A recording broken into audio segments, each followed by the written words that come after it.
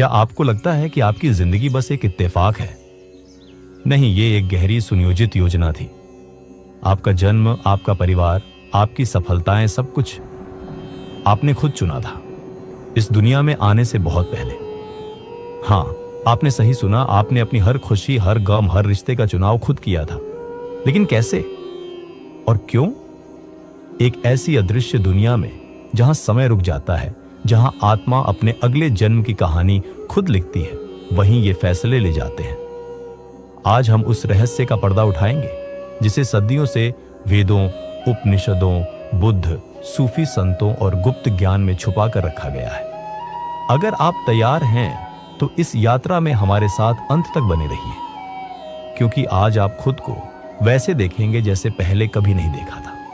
इस वीडियो में हम जानेंगे क्यों आपकी आत्मा ने इस जीवन को चुना, कैसे जन्म से पहले आपकी किस्मत तय हुई, क्या है आत्मा का असली उद्देश्य, और कैसे आप इस खोए हुए ज्ञान को समझकर अपने जीवन की दिशा बदल सकते हैं। यह सिर्फ एक कहानी नहीं है, यह आपके अस्तित्व का सबसे बड़ा रहस्य है, जिसे जानना आपकी आत्मा का हक है। भाग 2, प्राचीन सत्य। आत्मा के जन्म से पहले के चुनाव का रहस्य आज का नहीं, बल्कि हजारों साल पुराना है। ऋग्वेद, उपनिषद, बौद्ध ग्रंथ, गरुड़ पुराण और तंत्र शास्त्रों में ये बातें विस्तार से समझाई गई हैं। सिर्फ भारत ही नहीं, हर्मेटिक फिलॉसफी, सूफी संतों की गूढ़ ज्ञान परंपरा, यहां तक कि प्राचीन ईसाई रहस्यवाद में भी इस रहस्य का उल्लेख मिलता है। बौद्ध धर्म के तिब्बती सिद्धांतों में सिद्ध बर्दों की बात होती है, जहां आत्मा जन्म से पहले अपने अगले जीवन का चयन करती है। योगियों के साधना पथों में भी यही सिखाया गया है कि आत्मा का अगला जीवन उसकी चेतना और कर्मों पर आधारित होता है। सभी परंपराएं एक ही बात कहती हैं कि हम इस जीवन में अनजाने में नहीं आए हैं, हमने इसे चुना है, जानबूझकर, सोच समझकर। भाग 3, जीवन एक चेतन विकल्प है। आपका यह जीवन कोई संयोग नहीं है, यह वह यात्रा है जिसे आपकी आत्मा ने खुद चुना था। हर चुनौती, हर जीत, हर रिश्ता जिसे आपने प्यार किया या खो दिया, सब कुछ, आपका परिवार, आपकी आत्मा का साथी, यहां तक कि आपके संघर्ष भी आपकी आत्मा की एक सोच समझकर ली गई योजना का हिस्सा है। जन्म से पहले एक ऐसे आयाम में जहां समय और स्थान का अस्तित्व नहीं होता, आपकी आत्मा ने यह सब तय किया था। आपका जीवन कोई दुर्घटना नहीं है, यह एक पवित्र योजना का हिस्सा है। एक योजना जिसे आपने चुना, सीखने, बढ़ने और अपने आप को जानने के लिए। जब आप इस सच्चाई को अपनाते हैं तो हर दर्द, हर खुशी एक गहरी समझ और सम्मान के साथ देखी जाती है। भाग 4, जन्म से पहले की दुनिया। क्या आपने कभी सोचा है कि आप इस जीवन में आने से पहले कहां थे? आपका अस्तित्व इस पृथ्वी पर आने से पहले भी था। आप एक ऐसी दुनिया में थे जो समय और स्थान से परे है। यह वह अवस्था है जिसे कई नामों से जाना जाता है, एस्ट्रल रेल्म, कारण लोक, प्रीबर्थ स्टेट, या तिब्बती बौद्ध धर्म में सिडपा बर्दो। यह एक ऐसा क्षेत्र है जहां कोई शरीर नहीं होता, कोई सीमा नहीं होती, सिर्फ ऊर्जा होती है, चेतना होती है। यहां आत्मा न भय जानती है, न शक, न अहंकार, सिर्फ असीम शांति और असीम प्रेम। आप अपने मूल स्रोत के साथ, जिसे कोई ईश्वर कहता है, कोई ब्रह्म या यूनिवर्सल माइंड, पूर्ण एकता में थे। कोई द्वंद्व नहीं था, न कोई भेदभाव नहीं था। आप और ब्रह्मांड एक ही थे। आप बस थे, पूर्ण चेतना में डूबे हुए। उस अवस्था में न कोई भूख थी, न दर्द, न कोई चाहत, केवल अस्तित्व का आनंद। वह अवस्था थी जहां सब कुछ स्पष्ट था, जहां आप जानते थे कि आप अनंत हैं, अजर हैं, अमर हैं। आपको याद था कि आपने कितनी यात्राएं की हैं, कितनी बार जन्म लिया है, कितनी बार मृत्यु को पार किया है, और हर बार कैसे आपने नए अनुभव जोड़े हैं अपनी चेतना में। परंतु फिर भी इस पूर्णता के बीच एक हल्की सी चाहत उठती है, एक पुकार कि कुछ नया सीखा जाए, कुछ नया अनुभव किया जाए। क्योंकि अनुभव के बिना चेतना स्थिर हो जाती है, और चेतना का स्वभाव है विकसित होना, बढ़ना। यही कारण है कि आत्मा फिर से एक नए जीवन की योजना बनाती है। नई चुनौतियां, नई यात्राएं, नए रिश्ते। लेकिन इससे पहले वह अपने पिछले जीवनों का लेखा जोखा देखती है, सीखती है कि कहां वह सफल रही, कहां अभी और विकास की जरूरत है। और तब उस अदृश्य ब्रह्मांडीय सभा में नई यात्रा का नक्शा तैयार होता है। भाग 5, आत्मा जन्म क्यों लेती है? जब आत्मा उस अद्भुत असीम शांति के राज्य में होती है, जहां कोई पीड़ा नहीं, कोई कमी नहीं, तब भी एक गूढ़ पुकार उठती है उसके भीतर से। ये पुकार है विकास की, अनुभव की, प्रेम की गहराइयों को महसूस करने की, क्योंकि सिर्फ शांति में रहना काफी नहीं होता। आत्मा जानती है कि अनुभव से ही चेतना बढ़ती है, केवल चुनौती से ही आत्मा में गहराई आती है। जैसे बीज को अंधेरे मिट्टी में दबकर ही अंकुरित होना पड़ता है, जैसे सोने को अग्नि में तपकर ही शुद्धता मिलती है, वैसे ही आत्मा को भी कठिनाइयों के बीच से गुजरना पड़ता है अपने असली तेज को पाने के लिए। और इसीलिए आत्मा स्वेच्छा से एक नया जीवन चुनती है, एक ऐसा जीवन जिसमें प्रेम है लेकिन साथ में खोने का भय भी, एक ऐसा जीवन जिसमें सफलता का स्वाद है लेकिन साथ ही असफलता की पीड़ा भी, एक ऐसा जीवन जिसमें रिश्तों की मिठास है लेकिन साथ ही बिछड़ने का दुख भी। आत्मा जानती है हर चुनौती, हर दर्द, हर खुशी, हर आंसू एक मोती बन जाएगा उसके विकास के हार में। इसीलिए आत्मा जमीन पर उतरने का निर्णय लेती है। उसने जानबूझकर वह परिस्थितियां चुनी हैं जिनसे गुजरकर वह निखरेगी। इसलिए आपका जीवन कोई दुर्घटना नहीं है। आपके माता पिता, आपका जन्म स्थान, आपकी प्रतिभाएं, आपके संघर्ष सब आपकी आत्मा की गहरी योजना का हिस्सा है। आपने खुद यह जीवन चुना है। हर वो पल जिसे आपने जिया है या जी रहे हैं, यह समझने पर जीवन का हर अनुभव, चाहे वह जितना भी कठिन क्यों ना हो, एक गहरा अर्थ और उद्देश्य ले आता है। आप सिर्फ एक शरीर नहीं हैं, आप एक यात्री हैं, एक अनंत यात्रा पर। और इस जीवन की राह आपने खुद चुनी है, अपने प्रेम और अपने विकास के लिए। भाग 6, जन्म से पहले की योजना। अब सोचिए, जब आत्मा निर्णय कर लेती है कि वह धरती पर जन्म लेगी, तो क्या यह सब अचानक हो जाता है? क्या वह बस किसी भी जीवन में उतर जाती है? नहीं, यह एक गहरी सूक्ष्म योजना होती है। जन्म लेने से पहले आत्मा एक विशेष क्षेत्र में जाती है, जिसे कई परंपराएं बीच का लोक या अंतर्जीवन क्षेत्र कहती हैं। यह वह स्थान है जहां आत्मा अपने पिछले जीवनों की समीक्षा करती है। वहां आत्मा देखती है कहां उसने प्रेम किया, कहां वह भय से संचालित हुई, कहां उसने अपनी चेतना को फैलाया और कहां वह अज्ञान में फंसी रही। यह समीक्षा कोई सजा नहीं है, यह एक दर्पण की तरह है जो आत्मा को उसकी खुद की सच्चाई दिखाता है। हर कार्य, हर भावना, हर विचार उसके प्रभाव के साथ आत्मा के सामने खुलता है। वह अनुभव करती है कैसे उसके शब्दों ने किसी को आहत किया या उसके प्रेम ने किसी को बचा लिया। और फिर आत्मा तय करती है कि अब उसे आगे क्या सीखना है, कौन से पाठ अधूरे हैं, कौन से गुणों को और गहरा करना है। इस योजना में आत्मा अकेली नहीं होती, उसके साथ होते हैं उसके आध्यात्मिक मार्गदर्शक, जिन्हें आप स्पिरिट गाइड्स भी कह सकते हैं। ये गाइड्स उसकी मदद करते हैं, उसे विकल्प दिखाते हैं। आत्मा को संभावित जीवन दिखाए जाते हैं, जैसे कि एक विशाल स्क्रीन पर। हर जीवन के साथ अलग अलग चुनौतियां, अलग अलग अवसर, अलग अलग रिश्ते।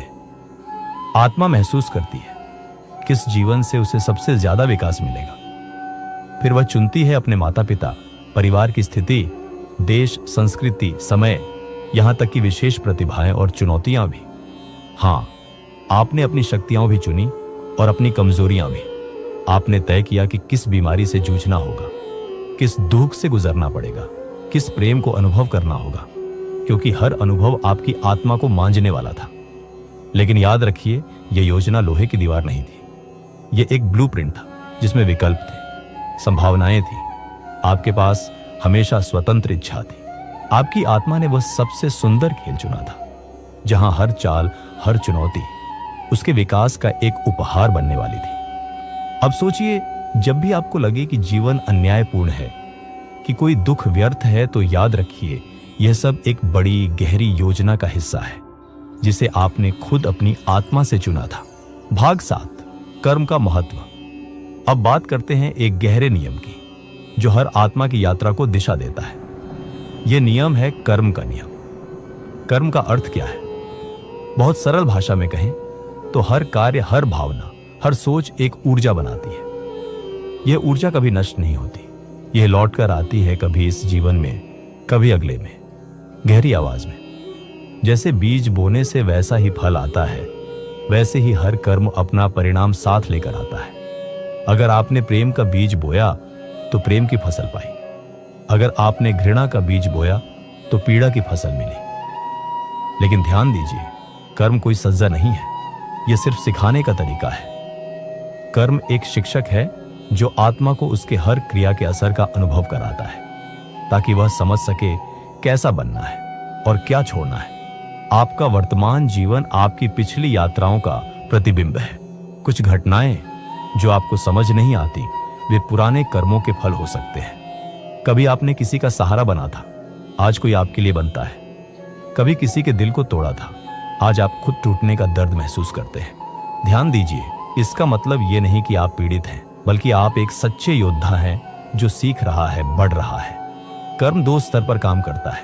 पहला है संचित कर्म, यानी सारे पुराने कर्मों का भंडार, और दूसरा है प्रारब्ध कर्म, यानी इस जीवन में जो कर्म आपको भुगतने या सीखने के लिए मिले हैं। जो आप आज अनुभव कर रहे हैं वह प्रारब्ध कर्म का परिणाम है, लेकिन जो आज आप सोचते हैं, करते हैं, वह आपका भविष्य बना रहा है। मतलब साफ है, भविष्य आपके हाथ में है। आज का हर छोटा कदम, हर छोटी दया, हर छोटी क्षमा आपके अगले पथ को उज्जवल बना सकता है। तो जब भी कोई कठिन समय आए, अपने आप से पूछिए, मैं इस अनुभव से क्या सीख सकता हूं?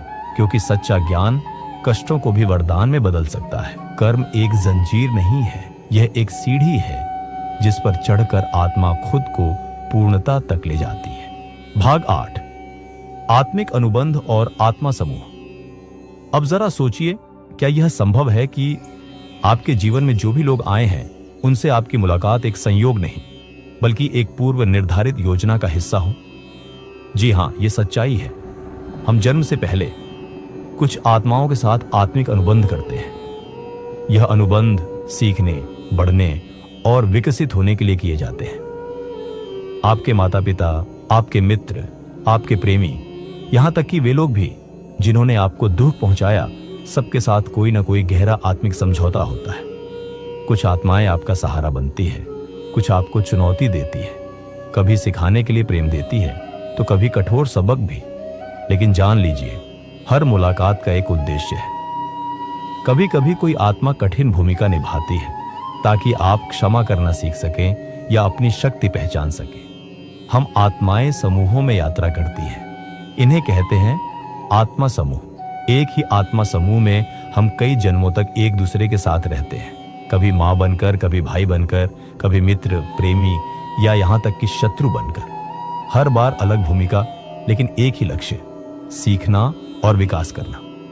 इसलिए जब आप किसी से मिलते हैं और एक अजीब सा गहरा जुड़ाव महसूस करते हैं, या कोई ऐसा संबंध जो शब्दों से परे हो, तो समझ लीजिए वह आपकी आत्मा समूह का हिस्सा हो सकता है। और याद रखिए, यह आत्मा समूह हमेशा आपके साथ है। भले ही जीवन में संघर्ष हो, दूरियां हो, आत्मिक स्तर पर आप कभी अलग नहीं होते। हर संबंध, हर मुलाकात आपके आध्यात्मिक सफर का एक पवित्र हिस्सा है। हर आत्मा आपकी कहानी में एक अनमोल अध्याय लिखने आई है। भाग 9, आध्यात्मिक मार्गदर्शक और आत्मा का चुनाव। अब सोचिए, जब आत्मा अपना अगला जन्म चुनती है तो क्या वह अकेली होती है?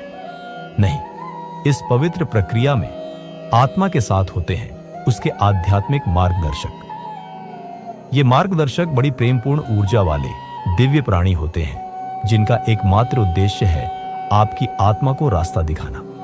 वे आपको आपकी कमजोरियों और शक्तियों का आईना दिखाते हैं, आपको चुनौतियां और अवसर दोनों समझाते हैं। जब आप एक नया जीवन चुनते हैं, ये मार्गदर्शक आपके साथ मिलकर योजना बनाते हैं।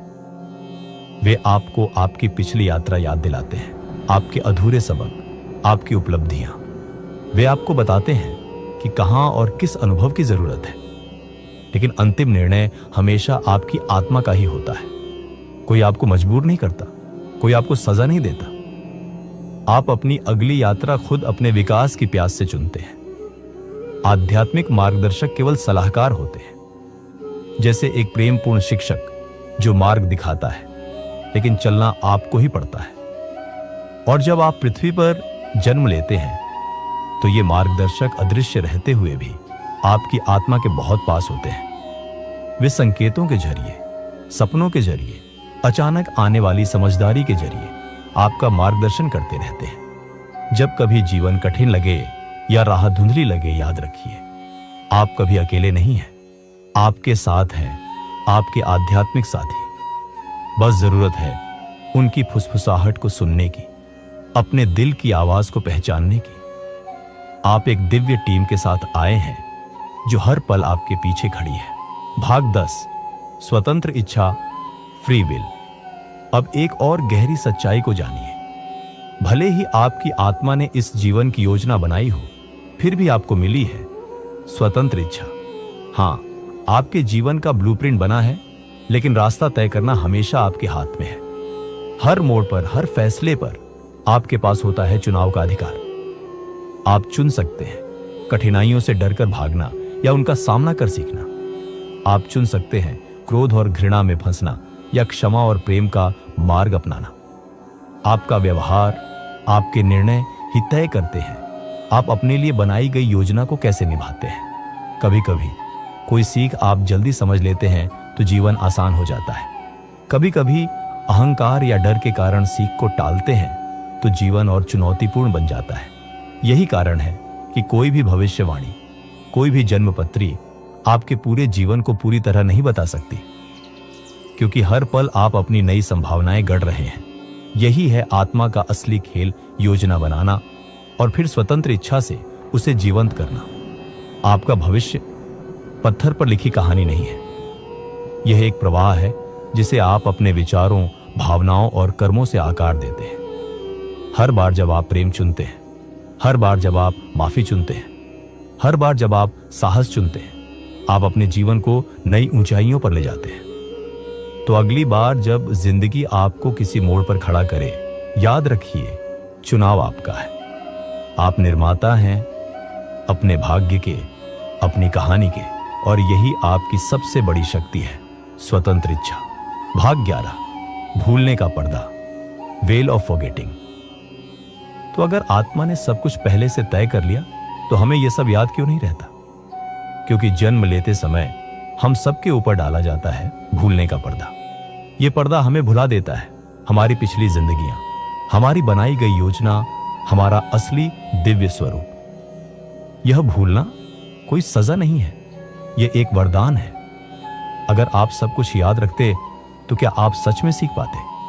अगर आपको पहले से हर दर्द, हर चुनौती का ज्ञान होता तो क्या आप दिल से अनुभव कर पाते? भूलने का यह पर्दा हमें अवसर देता है हर अनुभव को नए सिरे से महसूस करने का, खुशी को महसूस करने का, दर्द को अपनाने का, प्यार को जानने का और खुद को फिर से खोजने का।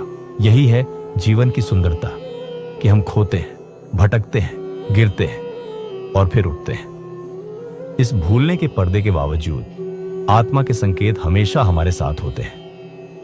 कभी किसी सपने में, कभी किसी अचानक आई भावना में, कभी किसी अजनबी की बात में हमें अपनी आत्मा की झलक मिलती है। ये इंट्यूशन, ये छोटे छोटे डेजावू के पल, ये भीतर से उठती आवाज, यही तो आत्मा की याद दिलाते हैं। हमारे जीवन की असली यात्रा यही है, भूलने के बाद फिर से याद करना कि हम कौन हैं, क्यों आए हैं, क्या बनना है। यही है असली जागृति, यही है असली मुक्ति की ओर पहला कदम। भाग 12, भौतिक दुनिया एक शिक्षण स्थल। अब सवाल उठता है, आखिर आत्मा को सीखने के लिए कहां भेजा जाता है? उत्तर है भौतिक दुनिया, यानी यह संसार जिसमें आप और हम जी रहे हैं। यह संसार कोई साधारण जगह नहीं है, यह एक विशाल पाठशाला है जहां आत्मा को असली इम्तिहान दिए जाते हैं। यहां सब कुछ है, सुख दुख, प्रेम विरह, सफलता असफलता, हर भावना, हर संघर्ष एक सबक लेकर आता है। अगर आत्मा केवल प्रकाश और आनंद में रहती तो वह धैर्य कैसे सीखती, माफी कैसे जानती, संघर्षों में अपने भीतर के दिव्यता को कैसे पहचानती? यही वजह है कि इस संसार में सीमाएं रखी गई हैं, समय, दूरी, मृत्यु और भावनाओं का उतार चढ़ाव। यह सीमाएं हमें चुनौती देती है, हमें मजबूर करती है खुद को तलाशने के लिए। इसी घने अंधेरे में हम अपने भीतर के प्रकाश को ढूंढते हैं। शरीर की नश्वरता, समय की पकड़, संबंधों की नाजुकता, ये सब हमें सिखाते हैं कि कुछ भी स्थायी नहीं है, और इसी अस्थायीता में हम असली प्रेम, सच्ची करुणा और वास्तविक आत्मज्ञान पाते हैं। यही वजह है कि जीवन कभी भी परफेक्ट नहीं लगता, क्योंकि इसे परफेक्ट बनाया ही नहीं गया था। इसे बनाया गया था आपको तोड़ने के लिए नहीं, बल्कि आपको गढ़ने के लिए।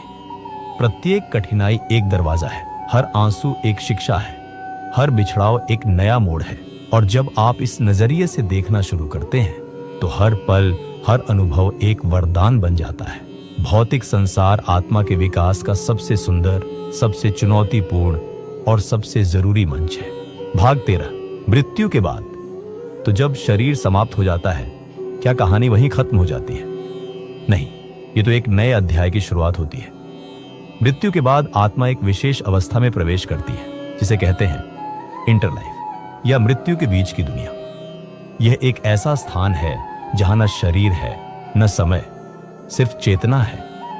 यहां आत्मा रुकती है, आराम करती है, सोचती है और अपने पिछले जीवन का गहराई से निरीक्षण करती है। इसे लाइफ रिव्यू कहा जाता है। इसमें आत्मा अपने पूरे जीवन को देखती है, लेकिन सिर्फ यादों की तरह नहीं, बल्कि आत्मा खुद महसूस करती है अपने हर कार्य का प्रभाव। किसी को दी गई खुशी या पहुंचाया गया दुख, सब कुछ खुद अनुभव करती है। यह कोई दंड नहीं है, न ही कोई बाहरी न्याय। यह है आत्मा की अपनी अंतरात्मा का दर्पण। इस समीक्षा के दौरान आत्मा सीखती है कहां उसने प्रेम चुना, कहां उसने भय को अपना लिया। इंटर लाइफ में आत्मा को यह भी मौका मिलता है अपने कर्मों को समझने का, अपने अगले कदमों की योजना बनाने का। यह एक सुंदर करुणामय प्रक्रिया है, जहां आत्मा को न तो आरोपित किया जाता है, न सजा दी जाती है, बस सीखने का अवसर दिया जाता है। यह समय अलग अलग आत्माओं के लिए अलग होता है। कुछ जल्दी आगे बढ़ती हैं, कुछ लंबा विश्राम लेती हैं। इंटर लाइफ में आत्मा अपने सोल ग्रुप से मिलती है, उन आत्माओं से जो हमेशा उसके साथ रही हैं। यह एक पुनर्मिलन जैसा होता है, जहां प्रेम, समझ और अपनापन भरा होता है। फिर जब आत्मा तैयार हो जाती है तो वह एक नया जीवन चुनने की प्रक्रिया शुरू करती है। लेकिन क्यों? क्योंकि आत्मा जानती है सीखने का सिलसिला अभी खत्म नहीं हुआ, यात्रा अभी बाकी है। भाग 14, यात्रा का अंतिम लक्ष्य, मुक्ति। आत्मा बार बार जन्म लेती है, सीखती है, बढ़ती है, अनुभव करती है, लेकिन क्या यह यात्रा कभी पूरी होती है? हाँ, इस यात्रा का एक अंतिम लक्ष्य है मुक्ति, या जिसे हम कहते हैं मोक्ष। मुक्ति का अर्थ है जन्म और मृत्यु के चक्र से पूरी तरह से मुक्त होना। जब आत्मा हर सबक सीख लेती है, अपने कर्मों को संतुलित कर लेती है और अपने भीतर के परम सत्य को पहचान लेती है, तो उसे फिर से जन्म लेने की आवश्यकता नहीं रहती। यह वह अवस्था है जहां आत्मा पूर्ण चेतना में विलीन हो जाती है, जहां न कोई भय है, न कोई लालच, न कोई अलगाव, न कोई संघर्ष।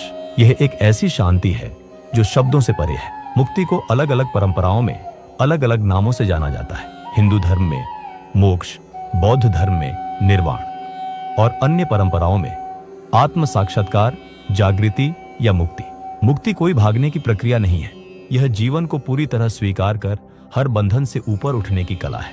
मुक्त आत्मा जानती है कि वह स्वयं ब्रह्म है, वह प्रेम है, वह प्रकाश है। मुक्त आत्मा चाहे तो उच्च लोकों में विश्राम कर सकती है या फिर सेवा के लिए वापस आ सकती है, मनुष्यों को जागरूक करने, प्रेम का संदेश फैलाने। ऐसे ही प्रबुद्ध आत्माओं को हम जानते हैं गुरु, अवतार, बोधिसत्व या संतों के रूप में। वे अपना व्यक्तिगत सुख त्याग कर हम सबकी मदद के लिए लौटते हैं।